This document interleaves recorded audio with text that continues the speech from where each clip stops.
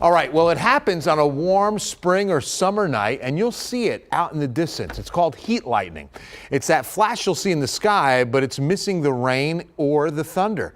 Meteorologist Paul Morellis now expands our weather minds on heat lightning.